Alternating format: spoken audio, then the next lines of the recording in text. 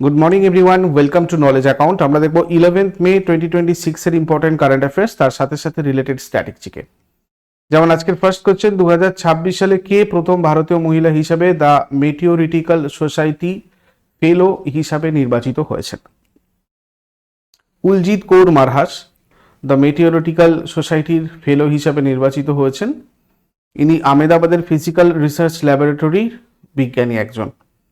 আর এই the মেটিওরিটিক্যাল society সম্মান পাওয়া ইনি প্রথম ভারতীয় মহিলা বিজ্ঞানী। আর 93 বছরের ইতিহাসে এই সম্মানে ভূষিত হওয়া তৃতীয় ভারতীয় বিজ্ঞানী।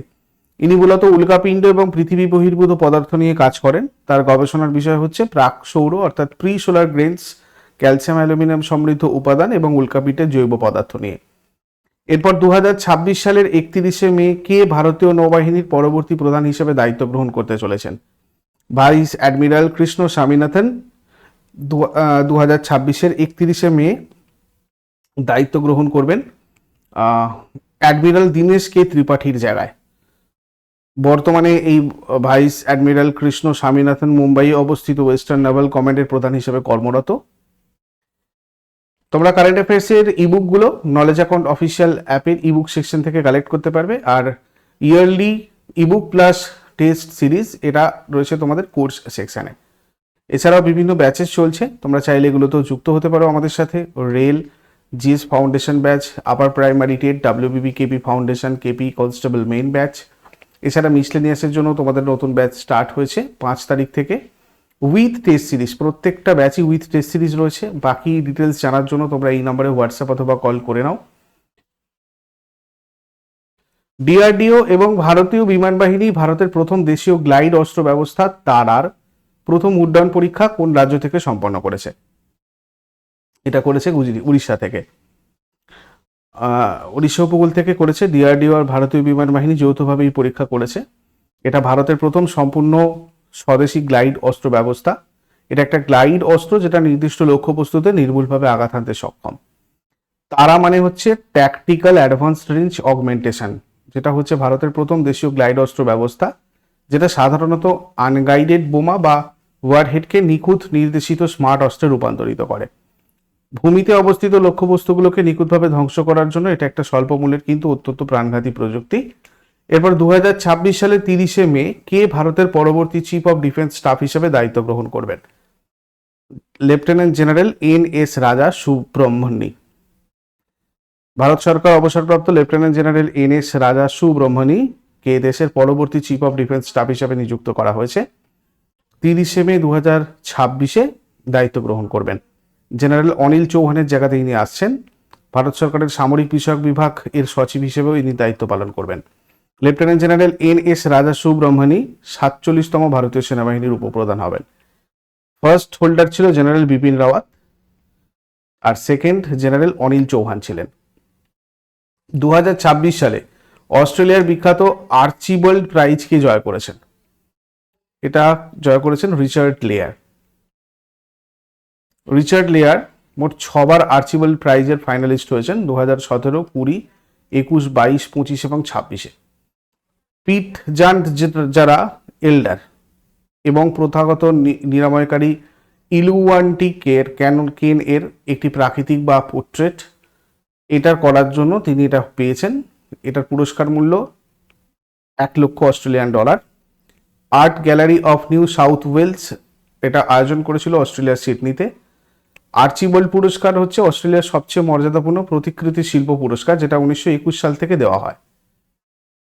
এটি দ্য বুলেটিন পত্রিকার সম্পাদক জে.এফ. আর্কিবাল্ডের মানে উইল অনুযায়ী প্রতিষ্ঠিত। এটা আর্কিবাল্ড বা আর্চিবাল্ড বলা যায়। তো New South Wales art gallery দ্বারা এটা পরিচালিত হয়। এরপর 2026 সালে ভারতের কোন রাজ্য বকেয়া ট্রাফিক চালানোর ওপর 50% ছাড় দেওয়ার জন্য ওয়ান টাইম সেটেলমেন্ট স্কিম চালু করেছে? এটা করেছে বিহার।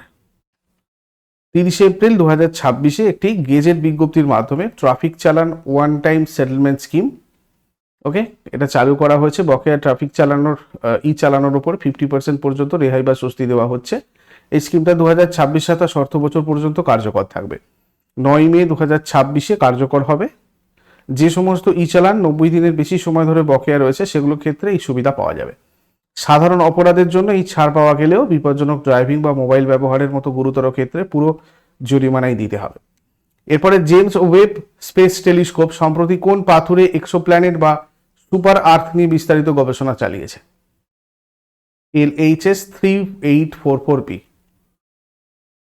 এটার নাম হচ্ছে কুয়াকুয়া। এটা একটা সুপার আর্থ, অর্থাৎ এটা পৃথিবীর মতো পাথুরে গ্রহ, কিন্তু আকারে পৃথিবীর চেয়ে 30% বড়। পৃথিবী থেকে প্রায় 49 থেকে 50 আলোকবর্ষ দূরে। এই গ্রহটা তার নক্ষত্রের সাথে টাইডালি লকড, অর্থাৎ গ্রহটার একটি গোলার্ধ সবসময় তার নক্ষত্রের দিকে মুখ করে থাকে, যেখানে সবসময় দিন আর অন্য পিঠে সবসময় রাত থাকে। নক্ষত্রের দিকে থাকা অংশের তাপমাত্রা প্রায় 725 ডিগ্রি সেলসিয়াস।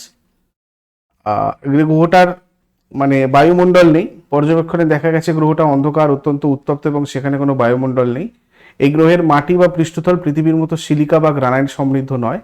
এর পরিবর্তে এটা বুধ গ্রহ বা চাঁদের মতো ব্যাসাল্টিক বা আগ্নেয়শিলা দিয়ে গঠিত। এরপর 2026 সালে Sardar Patel cooperative dairy federation limited এর প্রথম চেয়ারম্যান হিসেবে কে নির্বাচিত হয়েছেন?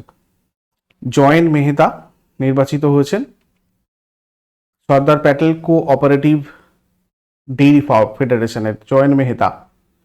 সংগ্রাম চৌধুরী ভাইস চেয়ারম্যান। 2025-এর 6 জুলাই কেন্দ্রীয় সমবায় মন্ত্রী অমিত শাহ এটা উদ্বোধন করেছিলেন। গুজরাটের গান্ধীনগরে সদর দপ্তর রয়েছে। এরপর 2026 সালে ভারতের কোন কেন্দ্রশাসিত অঞ্চলে খাদ্য ভর্তুকি দেওয়ার জন্য CBDC বা রুপিয়ার পাইলট প্রজেক্ট শুরু হয়েছে? পুদুচেরিতে স্টার্ট হয়েছে। দেখো, এটা হচ্ছে তোমার পুদুচেরিতে প্রধানমন্ত্রী গরিব কল্যাণ অন্ন যোজনা এর সুবিধাভোগীদের জন্য KYC নিবন্ধন বাধ্যতামূলক করা হয়েছে।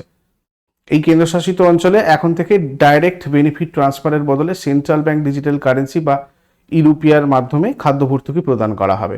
আগে এটা সরাসরি নগদ টাকা হিসেবে দেওয়া হতো, এখন ডিজিটাল কারেন্সি হিসেবে দেওয়া হবে। এই ডিজিটাল কারেন্সি শুধুমাত্র ফেয়ার প্রাইস শপ বা অনুমোদিত দোকান থেকে চাল আর অন্যান্য খাদ্যশস্য কেনার জন্য ব্যবহার করা যাবে। এটা 26 মার্চ 2020-তে সূচনা হয়েছিল কোভিড-19-এর সময়।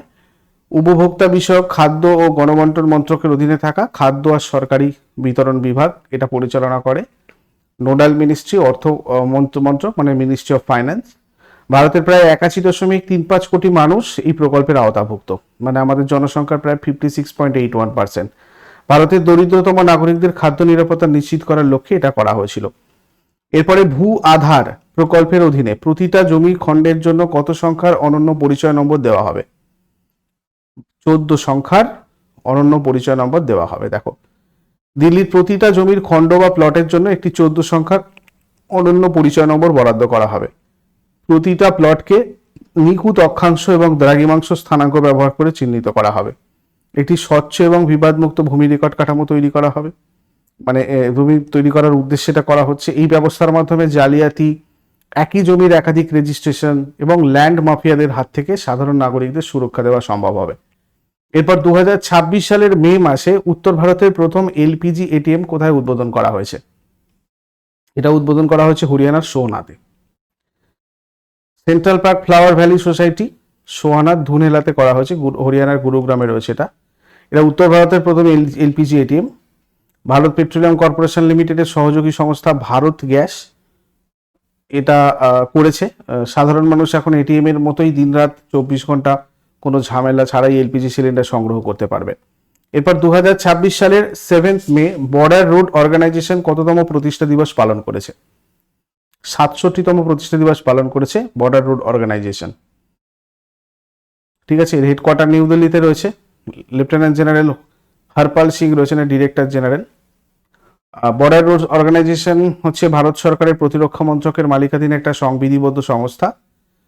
এটা ভারতের সীমান্ত এলাকায় এবং বন্ধুত্বপূর্ণ প্রতিবেশী দেশগুলোতে সড়ক নেটওয়ার্কের উন্নয়ন আর রক্ষণাবেক্ষণ করে। ভারতের উত্তর ও উত্তর পূর্বের রাজ্যগুলোতে প্রত্যন্ত অঞ্চলের পরিকাঠামো উন্নয়ন এবং ভারতের সীমান্তবর্তী অঞ্চলের নিরাপত্তা উন্নয়নে 1960 সালের 7 মে বর্ডার রোড অর্গানাইজেশন গড়ে তোলা হয়। ভারতের প্রতিবেশী রাষ্ট্র আফগানিস্তান, ভুটান, মায়ানমার, শ্রীলঙ্কা আর নেপালের সাথে কৌশলগত সম্পর্ক আরো সুদৃঢ় করতে গুরুত্বপূর্ণ ভূমিকা পালন করে। আগের দিনে হোমওয়ার্কগুলো দেখে নাও। কোন রাজ্যে রণ উৎসব পালিত হয়? এটার উত্তর হয়ে যাবে গুজরাট। দময়ন্তী শীর্ষক চিত্রটা হচ্ছে রাজা রবি বর্মার একটা সৃষ্টি। আর আজকে তোমাদের জন্য প্রশ্ন থাকবে, কে রাজ্যসভার প্রথম সভাপতি ছিলেন? আর কোন দেশ বা মহাদেশ সাহারা মরুভূমিতে অবস্থিত? কোন দেশে বা মহাদেশে? তো এটা শেষকালে আমাকে কমেন্টে জানাও। চট করে আগের দিনের গুলো কুইক রিভাইজ করে নেবো। যারা যারা লাইভে রয়েছে অ্যান্সার করার চেষ্টা করো। 10th মে 2026 এর রিভিশন। 2026 সালে কততম কমনওয়েলথ টেবিল টেনিস চ্যাম্পিয়নশিপ ভারতে অনুষ্ঠিত হতে চলেছে? 22তম। 2026 সালে এশীয় উন্নয়ন ব্যাংক অর্থাৎ Asian development bank Asia Pacific অঞ্চলের জন্য কত কোটি ডলারের সংযোগ পরিকল্পনা করেছে? 70 বিলিয়ন। 2026 সালে পিক্সেল কোন এআই সংস্থার সাথে মিলে ভারতে প্রথম অরবিটাল ডেটা সেন্টার স্যাটেলাইট তৈরির পরিকল্পনা করেছে? সার্ভম এআই। 2026 সালের মে মাসে ভারতের কোন স্থানে 1570 কোটি টাকা ব্যয়ে জাহাজ মেরামত কেন্দ্র তৈরির অনুমোদন দেওয়া হয়েছে? ভাদিনার। ভারত সরকার বিশেষ চাহিদা সম্পন্ন শিশুদের সহায়তার জন্য কোন ডিজিটাল প্ল্যাটফর্মের আপগ্রেডেড ভার্সন 2.0 চালু করতে চলেছে? প্রশস্ত 2.0। 2026 সালে অনুষ্ঠিত হতে চলা 57তম আন্তর্জাতিক চলচ্চিত্র উৎসবের পরিচালক হিসাবে কাকে নিযুক্ত করা হয়েছে? আশুতোষ গোয়ারিকার। 2026 সালে কাকে ন্যাশনাল কোম্পানি ল ট্রাইব্যুনালের প্রেসিডেন্ট হিসাবে 5 বছরের মেয়াদে নিযুক্ত করা হয়েছে? বিচারপতি অনুপিন্দর সিং গ্রেওয়াল। 2026 সালে কেন্দ্রীয় মন্ত্রী জ্যোতিরাদিত্য সিন্ধিয়া ভারতের 100তম এনজেন পোস্ট অফিসটা কোথায় উদ্বোধন করেছেন? শিলং, মেঘালয়। S&P গ্লোবাল 2026-27 অর্থবর্ষের জন্য ভারতের প্রবৃদ্ধির হার কত শতাংশ হবে বলে পূর্বাভাস দিয়েছে? 6.6%। 2026 সালে মুম্বাই ফ্যালকনস রেসিং লিমিটেড কাকে ভারতের ফর্মুলা 1 প্রোগ্রাম এর ব্র্যান্ড অ্যাম্বাসাডর হিসেবে ঘোষণা করেছে? শ্রেয়াস আয়ার। প্রতি বছর কোন তারিখে বিশ্ব রেড ক্রস এবং রেড ক্রিসেন্ট দিবস পালন করা হয়? 8ই মে। 2026 সালের মে মাসে নেদারল্যান্ডের কোন যুদ্ধজাহাজটি ভারতের কোচি বন্দরে পৌঁছেছে? HNLMS De রুইটার।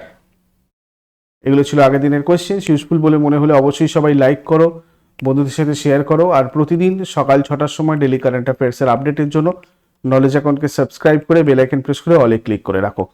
Thank you so much. Take care. Have a great day.